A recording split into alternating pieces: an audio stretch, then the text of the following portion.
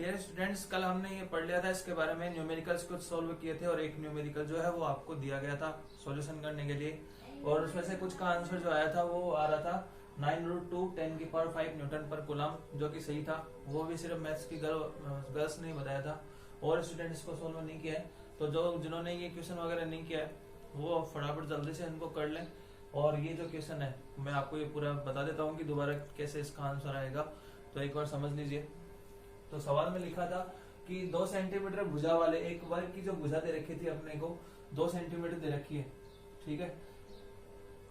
ये डायरेक्शन हमने लगा रखी है इसको कल के लिए जैसे सोल्व किया था उस हिसाब से। तो देखिए कितना मान होगा 2 सेंटीमीटर भुजा वाले वर्ग के कोनों पर। ये भुजा जो है इसकी 2 सेंटीमीटर थी, इसके कोनों पर 4 बिंदु आवेश दे रखे हैं, एक तो -2q, एक +2q, एक -q और तीसरा +q दे रखे है चौथा। तो केंद्र पर विद्युत क्षेत्र की तीव्रता ज्ञात करनी है आपको। यहाँ पे सेंटर पे आपको क्या निकालना है, इलेक्ट्रिक फील्ड निकालना है, कितना होगा। दिशा भी ज्ञात कीजिए जहां q का मान दे रखा है, ठीक है। तो कैसे मान निकालेंगे, तो मैंने आपको बताया था कि पहले तो इसकी साइड निकाल लीजिए। ये 2 है तो ये भी 2 है, ये भी 2 है, ये भी 2 है, ठीक है, सेंटीमीटर में। तो आपकी कर्ण स्क्वायर बराबर लंब स्क्वायर प्लस आधार स्क्वायर वाले फॉर्मूले से निकालेंगे इसका मान, तो पूरा मान आता है 2√2, ठीक है। और ये दूरी जब इसको आधा करेंगे तो कितना हो जाएगा, √2, ठीक है। अब माइनस में जो विद्युत क्षेत्र की दिशा होती है वो इस तरफ होगी अंदर की ओर, और इसमें हो जाएगी बाहर की ओर। इसमें किस तरफ हो जाएगी, अंदर की ओर, और इसमें हो जाएगी बाहर की ओर, क्योंकि +q आवेश के कारण विद्युत क्षेत्र की दिशा जो होती है वो बाहर की ओर, और -q के कारण किस तरफ होगी, अंदर की ओर होगी। अब देखिए यहाँ से विद्युत क्षेत्र की तीव्रता निकालेंगे EA, तो फॉर्मूला तो आपको पता है KQ अपॉन क्या होता है, R²। तो Q की जगह अपने पास आवेश है कितना, -2q। तो हम इसको डायरेक्शन के रूप में लिखेंगे, न कि इसके चार्ज के रूप में। तो K2q अपॉन R², तो दूरी कितनी, √2। तो √2 का स्क्वायर कितना हो जाता है, 2। और साथ में सेंटीमीटर में तो आप ध्यान रखना इसको मीटर में कन्वर्ट करेंगे। तो 1 सेंटीमीटर को जब मीटर में कन्वर्ट करते तो आता है 10⁻²। तो सेंटीमीटर स्क्वायर को कन्वर्ट करेंगे तो कितना जाएगा, -4, ठीक है। ये आप ध्यान रखिए थोड़ा सा। तो इसको देखो मैं सोल्यूशन करके दिखा देता हूँ आपको कितना आने वाला है। तो ये हो जाएगा √2 का स्क्वायर तो हो जाता है 2 से ये 2 कट जाएगा, तो वैल्यू कितनी आएगी, KQ, और ये 10⁻- ऊपर चला जाएगा, किसका हो जाएगा, +4। साथ में इसकी डायरेक्शन भी आप शो कर दीजिए, क्योंकि आपने यहाँ पे डायरेक्शन नहीं लगाई है। तो देखिए इसकी डायरेक्शन है O से A की ओर, तो मैं यहाँ लिख देता हूँ OA, ठीक है, OA, क्योंकि डायरेक्शन जो है उसकी O से A की तरफ है। इसी प्रकार से B पर निकाल लेंगे, तो EB का मान कितना आएगा, K चार्ज कितना है 2q, दूरी वही, R² तो 2, और साथ में सेंटीमीटर में है तो इसको मीटर में कन्वर्ट कर लेंगे। और डायरेक्शन किस तरफ है, B से O की ओर, तो इसको 2 से 2 कैंसिल आउट हो जाएगा। इसका मान भी कितना आएगा, KQ × 10⁴, डायरेक्शन BOK, ठीक है। अब इसी प्रकार से EC निकालेंगे, तो आप देखिए EC का मान कितना आएगा। अब KQ अपॉन R², तो इसकी डायरेक्शन तो है माइनस है, तो अंदर की ओर होगी नहीं, डायरेक्शन तो जाएगी O से C की ओर, तो OC कैप मैंने लिख दिया है। और KQ अपॉन R², तो सबकी जगह वैल्यू जो है वो √2 ही है, इतनी, O से लेकर C तक की, O से लेकर B तक की, O से लेकर A तक की, और O से लेकर B तक की। तो ये इस प्रकार से हमें मान निकालेंगे। अब टोटल तीव्रता निकालनी है आपको केंद्र से। तो देखिए इसका एक तरफ डायरेक्शन है, इसका एक तरफ है, तो दोनों को एक ही तरफ कन्वर्ट कर लेते हैं, O से A की ओर, और इसमें अपन कन्वर्ट कर लेते हैं इधर से इधर की ओर। तो टोटल तीव्रता कितनी आएगी, OA के कारण। तो आप देख सकते हो इस तरफ तो EA, ये EC जो है उधर जा रहा है, तो इसको हम डायरेक्शन सेम कर लेते हैं, तो क्या हो जाएगा, EA - EC। तो EA - EC मैंने डायरेक्टली लिख दिया है। और यदि मैं डायरेक्शन के रूप में भी लिखूंगा तो पहले प्लस लिखना पड़ेगा, फिर मैं बोलूंगा कि इसको अपन डायरेक्शन के पॉइंट में लिखेंगे तो एक तरफ दिशा करेंगे। तो हमने पहले यहाँ पे क्या लगा दिया, माइनस लगा दिया। तो EA का मान रखिए और EC का मान रखिए। तो ये रहा EA का मान और ये है EC का मान। तो देखिए ये तो मान है KQ, और यहाँ पे भी 10⁴ आएगा, क्योंकि सभी दूरियां जो है सेंटीमीटर में, तो इसको हमने मीटर में कन्वर्ट कर लिया है। तो ये तो पूरा मान है KQ, ये आधा मान है, कितना बच जाएगा आप भी देख सकते हो, आधा मान बचेगा KQ अपॉन 2 × 10⁴, ठीक है। और डायरेक्शन हमने किस तरफ कर दी, O से A की ओर, O से A की ओर। और इसमें हम जब इधर करेंगे OD की ओर, तो आप देख सकते हो इसमें तो ऑलरेडी B चल रहा है इस तरफ, EB, और ये चल रहा है ED इधर। तो दोनों का हम क्या करेंगे, वापस से EB और प्लस करेंगे, फिर प्लस करके इसकी डायरेक्शन जब बदलेंगे केंद्र की ओर, तो कितना जाएगा, EB - ED। तो आप देख सकते हो EB का मान KQ है, ED का मान इतना ही है, तो कितना वही आ जाएगा आंसर, KQ अपॉन 2 × 10⁴। और ये डायरेक्शन हो जाएगी किस तरफ, OD की ओर बदल रहे हैं हम इसको, ठीक है। तो अब टोटल जो इसका मान आएगा वो किस तरफ आ जाएगा, आप देख सकते हो। आप दोनों ने रिजल्टेंट निकाले हैं मान, तो दोनों का जो रिजल्ट आएगा वो इस तरफ आ जाएगा डायरेक्शन के अंदर, तो बी से ए की ओर। तो डायरेक्शन तो आ जाएगी बी ए के अनुदिश, और मान निकालना है आपको ऐसे। तो परिणामी तीव्रता कैसे निकाली जाती है दो विद्युत क्षेत्रों की, तो ये निकाला आपने मान, ठीक है। तो परिणामी विद्युत क्षेत्र की तीव्रता आ जाएगी E1 का स्क्वायर प्लस E2 का स्क्वायर। तो E1 का मान है ये और E2 का मान है ये, तो आप इसमें रख लीजिए आंसर और सोल्व करना है बस। ये मान रखोगे तो KQ/2 का स्क्वायर करना, तो K square Q square upon 4 × 10⁴ का स्क्वायर आएगा। फिर इसको भी स्क्वायर करेंगे और दोनों को जब सोल्व करेंगे जो भी आंसर आता है तो उसके बाद में K का मान रखना है, Q का मान रखना है ये, और आंसर आपके पास आ जाएगा।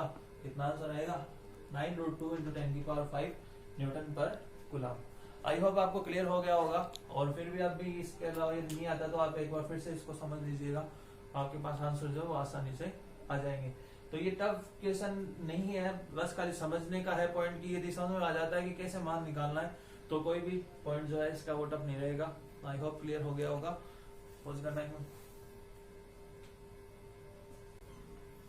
इसके बाद में नेक्स्ट क्वेश्चन देखिए, सेकंड क्वेश्चन। एक और हम 2-3 क्वेश्चन और देखेंगे बस मैक्सिमम, और उसके बाद में हम सेकंड चैप्टर के बारे में आज चर्चा करने वाले हैं कि क्या उसके बारे में बताया गया। फिर कल से हम पूरा दूसरा चैप्टर जो है वो स्टार्ट कर देंगे। तो देखिए, विद्युत आवेश Q को दो भागों में बांटा गया है। एक आवेश है Q, उसको हमने दो पार्ट में डिवाइड कर दिया। जैसे मान लीजिए कैपिटल Q है, उसको हमने दो पार्ट Q1 और Q2 में डिवाइड किया, विभक्त करके परस्पर r दूरी पर रख देते हैं। दोनों को परस्पर हमने क्या कर दिया, r डिस्टेंस पे रख दिया। दोनों के मध्य प्रतिकर्षण बल अधिकतम होने की शर्त क्या होगी, तो हमें अधिकतम होने की शर्त कैसे पता लगती है। तो देखिए, आपने जो मैथमेटिक्स के स्टूडेंट होते हैं उनको तो पता है कि शिखर मान कैसे निकाला जाता है, उच्चतम मान क्या होता है, न्यूनतम मान कैसे निकाला जाता है। तो वो एक अवकलन की एक शर्त होती है, उसी के आधार पर हम क्या करते हैं, उच्चिष्ट और निम्निष्ट निकालते हैं। वैसे मैंने फिजिक्स में आपको 11th क्लास में भी बताया था कि मैक्सिमा और मिनिमा की एक शर्त होती है उच्चतम और न्यूनतम मान की, जिसमें हमें पहला अवकलन करके उसको 0 के बराबर पुट करेंगे और आंसर देखेंगे क्या शर्त होनी चाहिए। तो देखिए यहाँ पे कैसे लागू होता है। विद्युत आवेश Q को दो भागों में डिवाइड किया गया, Q1 और Q2 में। तो क्या मैं ये लिख सकता हूँ कि Q जो होगा वो किसके बराबर होगा, Q1 प्लस Q2 के, ठीक है। तो यहाँ से यदि मैं Q2 का मान निकालूंगा तो वो कितना आएगा, हम एक ही राशि में इसको कन्वर्ट कर लेंगे Q1 वाले में। तो Q2 इज इक्वल टू कितना आ जाएगा, ये Q1 है वो इधर आएगा, तो कैपिटल Q माइनस क्या हो जाएगा Q1, लिख सकते हैं ऐसा। अब दोनों के बीच में हमें क्या किया गया, r दूरी दे रखी है, तो दोनों के बीच में कौन सा बल लगेगा, कूलम्ब बल। और कूलम्ब बल का जो सूत्र होता है आपको पता है, F इज इक्वल टू क्या होता है, K Q1 Q2। तो Q1 Q2 अपॉन क्या हो जाता है, R स्क्वायर होता है। अब हमने Q2 का मान निकाल लिया यहाँ से, तो ये मान पुट कीजिए यहाँ पे, तो K Q1 upon R square, और Q2 की जगह क्या लिख देंगे, Q माइनस Q1, लिख सकते हैं ऐसा, ठीक है। अब देखिए, हमें ये बोल रहा है कि दोनों के मध्य जो प्रतिकर्षण बल लग रहा है उसकी अधिकतम होने की शर्त क्या होगी। तो प्रतिकर्षण बल के अधिकतम होने की शर्त ये होती है कि उसका जो अवकलन किया जाए किसके सापेक्ष करोगे, जो एक ही राशि इसके अंदर कॉमन चल रही है, कौन सी, Q1, किसी एक विशिष्ट मान के ऊपर आप देखोगे तो dF/dQ1 का जो वैल्यू है किसके इक्वल पुट करना है, 0 के, ताकि आपको जो मैक्सिमम होने की शर्त ये होती है, यानी कि कोई भी राशि अधिकतम मान का होगी। जैसे आपको हम नॉर्मल लैंग्वेज में बात करें, जैसे मान लीजिए कि कोई राशि क्वांटिटी है वो 1000 है, Q1 मान लीजिए 1000 है, तो ये राशि मैक्सिमम होने की शर्त क्या हो जाएगी, क्योंकि इसका हम जब अवकलन करेंगे, जैसे मान लीजिए कि हाँ Q1 क्वांटिटी के बेसिस पे ले जा रहा है, तो इसका जब किसी भी कांस्टेंट राशि का अवकलन अपन करते हैं तो मैक्सिमम वैल्यू क्या आती है, 0 के बराबर। कोई भी जो कांस्टेंट राशि होती है उसका अवकलन क्या होता है, हमेशा 0 होता है। तो हम क्या कर रहे हैं, इसका अवकलन करेंगे किसके रेस्पेक्ट में, Q1 के रेस्पेक्ट में, और किसके बराबर रखते हैं, 0 के। तो क्या होगा, अधिकतम होने के लिए शर्त होती है, आप ध्यान रखिएगा।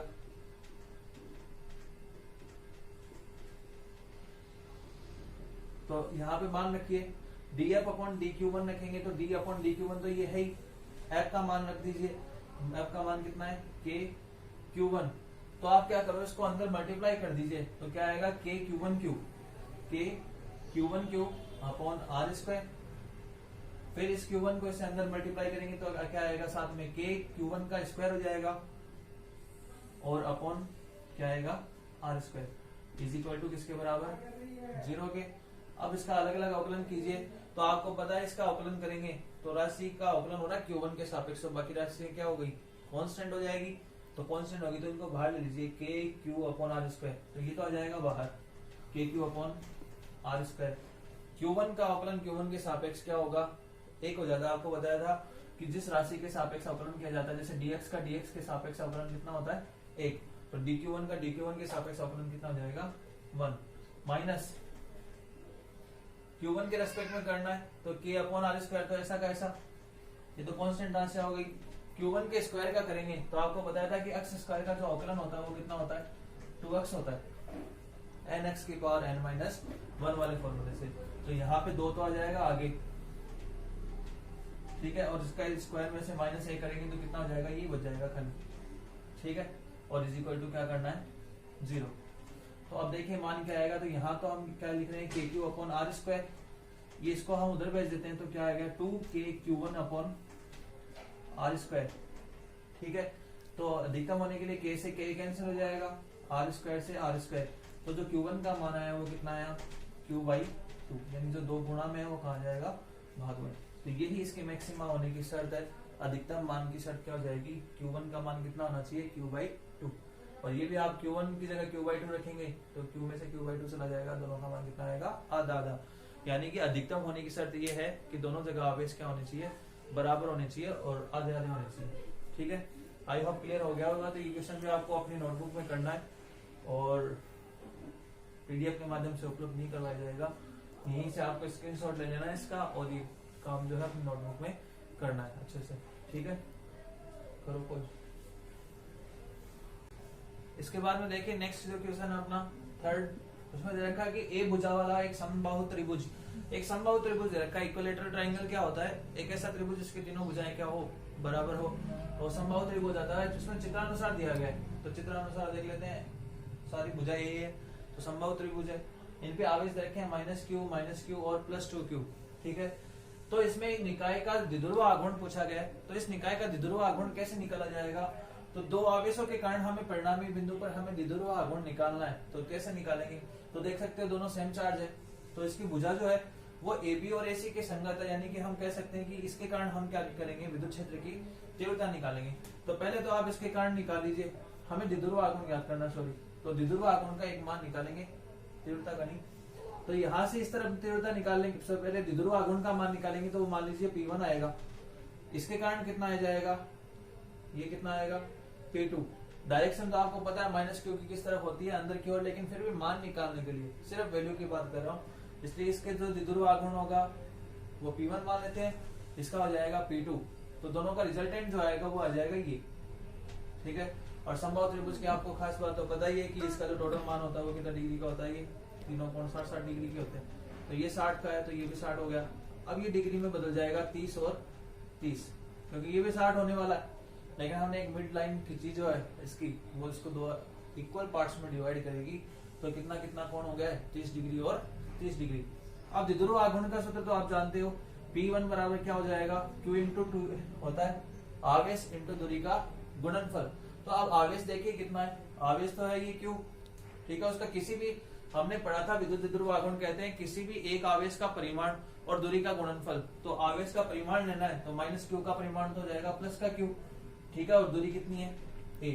वहां पे हमने 2a ली थी, क्यों ली थी, क्योंकि इसकी जो 2a दूरी इसलिए ली गई थी वहां पे, क्योंकि हम दूरी को अत्यल्प मानते हैं और अक्षीय और निरक्षीय रेखा में तीव्रता का आसानी से हम वैल्यू निकाल सके, इसलिए इसका डिवाइडेशन किया था। जबकि यहाँ पे दूरी दे रखी है कितनी, a, इसलिए ये लिया गया। इसी प्रकार से P2 का मान कितना आएगा, तो आप देख सकते हैं P2 का मान कितना आएगा, P2 का आवेश ही इस C के कारण निकाल लें तो -q इंटू a हो जाएगा, लेकिन हमें आवेश का परिमाण लेना है तो क्या आएगा, वही q इंटू a, ठीक है। मान आ गया। अब इसका टोटल मान कैसे निकालते हैं, तो आपको बताया गया था कि विद्युत क्षेत्र की जब निरक्षीय रेखा पर तीव्रता निकाली थी तो हमने बताया था कि कौन सा फैक्टर रहता है, केवल वो आपको बताया गया था। उसमें निरक्षीय रेखा पर कौन सा फैक्टर रहेगा, सिर्फ कोस वाला घटक आता है, साइन वाला घटक एक दूसरे के अपोजिट होने की वजह से ये तो कट जाते हैं, और खाली कौन सा फैक्टर आएगा, कोस, और दोनों जुड़ जाएंगे। तो टोटल जो परिणामी द्विध्रुव आएगा, परिणामी, वो कितना जाएगा, वो आ जाएगा, एक तो P1 कोस थीटा की वैल्यू कितनी होगी, मिड वाली लाइन से निरक्षीय से 30 डिग्री, ठीक है, और ऐसे ही P2 कोस 30 डिग्री। तो मान रख दीजिए P1 का मान तो है QA, cos 30 का मान कितना होता है आप जानते हो, √3/2, और ये भी P2 का मान भी Q इंटू A है, तो ये कितना जाएगा, √3/2। ठीक है, अब इसको सोल्व करेंगे तो आपको पता है क्या कॉमन आने वाला है, सेम ही वैल्यू होगी, तो हम इसको जैसे लिख सकते हैं 2 इंटू QA √3/2, तो 2 से 2 कैंसिल हो जाएगा और आंसर कितना जाएगा, √3Q इंटू A। ये इसका परिणामी द्विध्रुव आगमन।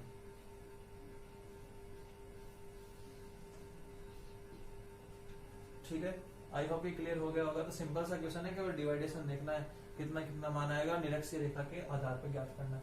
ठीक है, पहुंच करना। अब देखिए इसके बाद में अपना जो ये लास्ट क्वेश्चन है वो क्वेश्चन नंबर 4 है, और चैप्टर में हम इतना ही पढ़ने वाले हैं, और ये क्वेश्चन भी आपके लिए ही है। थोड़ा सा सिर्फ मेंटेलिटी का आपका टेस्ट होगा, जिस हिसाब से आपसे सवाल पूछा जा रहा है कि अब तक हमने जो भी पढ़ा उसमें से आपको क्या समझ में आया और कैसे आप इसका आंसर बताते हैं। सिंपल सा लॉजिक है, ज्यादा इसमें कोई दिमाग नहीं लगाना पड़ेगा, आपको खाली आंसर बताना है कि क्या आएगा।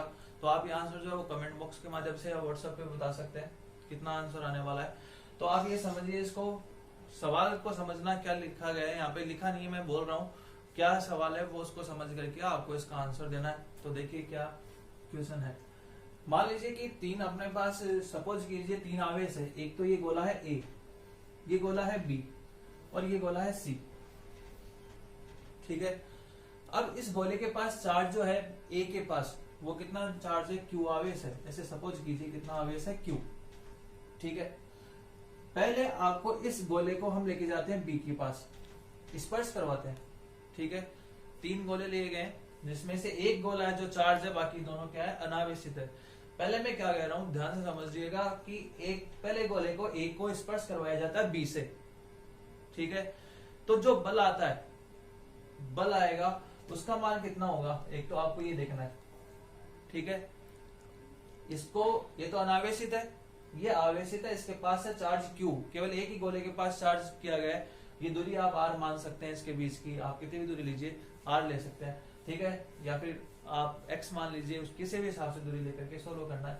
तो इसको इसके स्पर्श में ला करके क्या किया जाता है, इसके स्पर्श में लाने के बाद में, एक को B के स्पर्श में लाने के बाद में किसके पास ले जाया जाता है, इस C के पास में।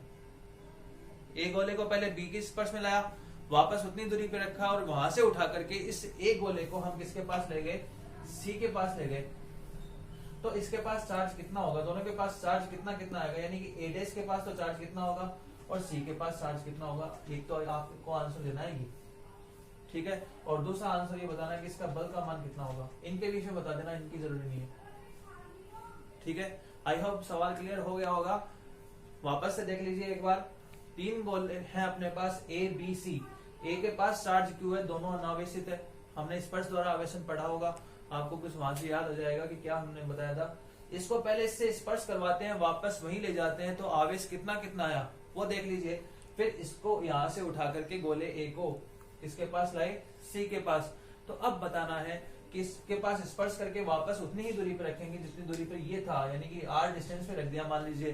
तो आपको ये बताना है कि इसके पास चार्ज कितना है, गोले A के पास चार्ज कितना और C के पास चार्ज कितना है, और इनके बीच में बल कितना होगा। तो सिंपल सा आंसर है, ज्यादा कोई टफ क्वेश्चन नहीं है।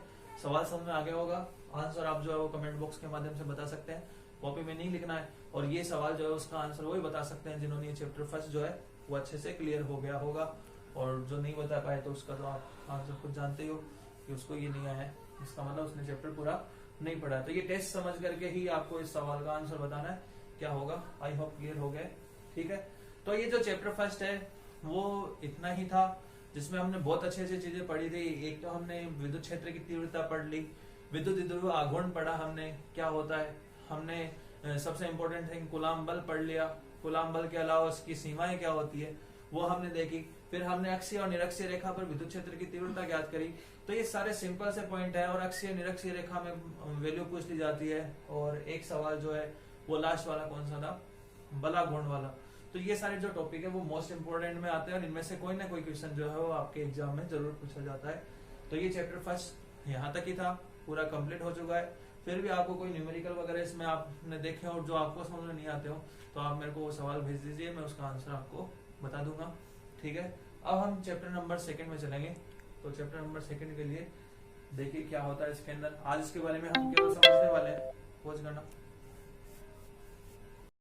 अब देखिए इसके बाद में चैप्टर नंबर 2 में जो मोस्ट इंपोर्टेंट पॉइंट्स है उसके बारे में हम जान लेते हैं कौन कौन से और क्या इसके बारे में बताया जाएगा। तो थोड़ा बहुत मैं आपको इसके बारे में बता रहा हूँ, बाकी अपन जो है वो कल पढ़ेंगे इसके बारे में कि गाउस का नियम क्या है और कैसे इसके द्वारा अलग अलग टॉपिक सॉल्यूशन जो है वो हम नेक्स्ट वीडियो में देखने वाले हैं। पहले आप इसके बारे में थोड़ा सा समझ लीजिए। गाउस का नियम एवं उसके अनुप्रयोग।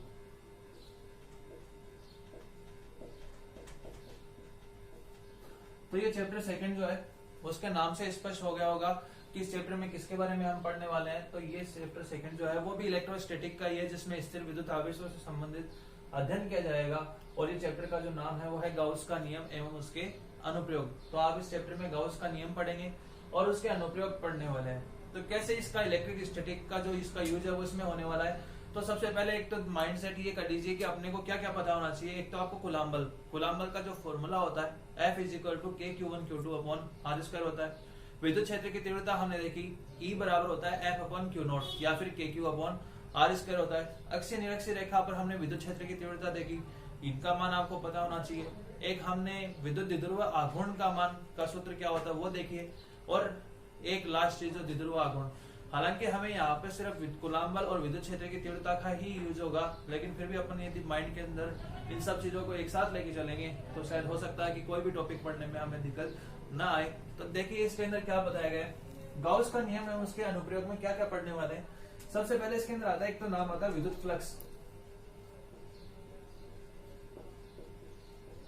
इलेक्ट्रिक फ्लक्स क्या होता है?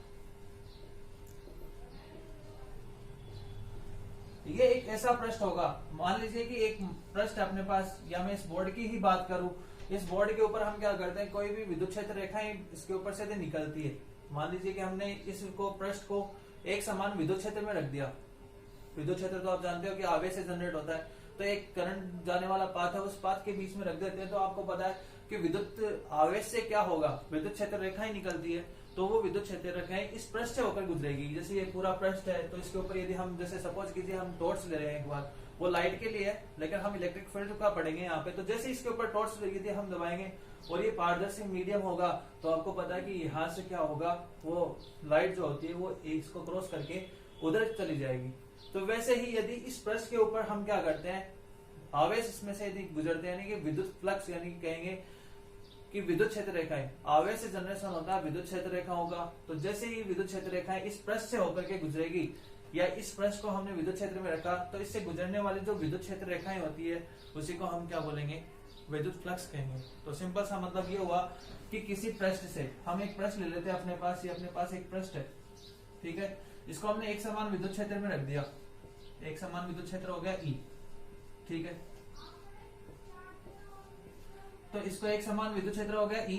इसका क्षेत्रफल आप सपोज कर लीजिए कोई भी छोटा सा एरिया लेते हैं, जैसे टोटल मान तो S होता है पूरा सरफेस एरिया, लेकिन इसका एक छोटे से हिस्से का एरिया आप मान लीजिए, पूरा निकालने के बजाय जैसे हम पूरे बोर्ड का निकालें इससे बढ़िया है आप इसका एक छोटे से पोर्शन का मान निकाल लीजिए, फिर उसका हम क्या कर देते हैं समाकलन, जिससे अपने पास टोटल मान आ जाता है। तो हमने एक एरिया ले लिया DS। तो इस बंद पृष्ठ से, किसी एक समान विद्युत क्षेत्र में रखे गए किसी पृष्ठ से, बंद पृष्ठ से होकर गुजरने वाली ये क्या है, सारी विद्युत बल रेखाएं, इनकी संख्या को ही हम क्या कहते हैं, विद्युत फ्लक्स कहते हैं। इसकी संख्या को ही हम क्या कहेंगे, विद्युत फ्लक्स।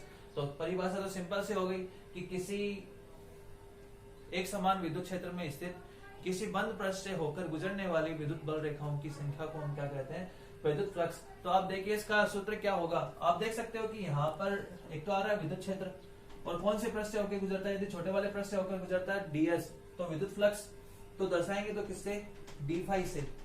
यदि अल्पांश ले रहे हो एरिया तो d∅ से दर्शाते हैं, तो d∅E विद्युत फ्लक्स का मान कितना होगा, E.ds, क्योंकि इन दोनों का गुणनफल हो जाएगा, क्योंकि ये विद्युत क्षेत्र है, इसमें रखा गया पृष्ठ है, और उससे गुजरने वाला ये क्या हो गया, इस सरफेस एरिया से गुजरने वाली विद्युत क्षेत्र रेखाओं की संख्या ही क्या हो जाएगी, विद्युत फ्लक्स। तो जब इसको एक साथ लिखेंगे तो क्या आएगा, अदिश गुणनफल है EDS cos थीटा होता है, ठीक है। तो इसको यदि हम नॉर्मली वापस से एक बार इसको इस टाइप से लिखें, EDS, और टोटल मान निकालिए आपको विद्युत फ्लक्स का, ये तो अल्पांश आया है, टोटल मान निकालने के लिए क्या करेंगे, इसका समाकलन कर देंगे तो आपके पास मान क्या आएगा, देखिए डी फाई ई का तो समाकलन हो जाएगा फाई ई, और इसका जो भी मान होता है उसके एरिया के अकॉर्डिंग आप इसको रख सकते हो, ये मान आपको रख करके वैल्यू निकालनी, ठीक है। तो ये इसका विद्युत फ्लक्स का सूत्र होता है, सिंपल सा। तो सबसे पहले बात तो हमें इस पूरे चैप्टर के बारे में जानने के लिए सबसे इंपॉर्टेंट थिंग है, एक तो जानिए विद्युत फ्लक्स के बारे में। तो किसी एक समान विद्युत क्षेत्र में स्थित किसी पृष्ठ से होकर गुजरने वाली लंबवत विद्युत बल रेखाओं की संख्या को ही हम क्या कहेंगे, विद्युत फ्लक्स। और इसका फॉर्मूला होता है ये, और इससे मान स्टेप्स निकलता है। तो ये फॉर्मूला एक तो आपके दिमाग में बैठ जाना चाहिए। फिर दूसरा इसके अंदर आता है आवेश वितरण। देखिए 3 टाइप के आवेश वितरण होते हैं, एक तो लीनियर रैखिक आवेश वितरण होता है। तो नाम से स्पष्ट है कि आवेश वितरण यानी कि आवेश को बांटना है, किस पे आवेश बांट रहे हो, रैखिक है, इसका मतलब एक लाइन, एक रेखा के ऊपर आवेश का वितरण किया जाएगा। तो ये हमने इसके ऊपर एक आवेश बांट दिया, मान लीजिए कि इसकी लंबाई है L, इस पूरे तार की, इसके ऊपर हमने आवेश दिया Q। तो रैखिक आवेश वितरण को दर्शाते हैं लैम्डा से। तो एकांक लंबाई पर आवेश की जो मात्रा होगी वो क्या हो जाएगी, रैखिक आवेश वितरण।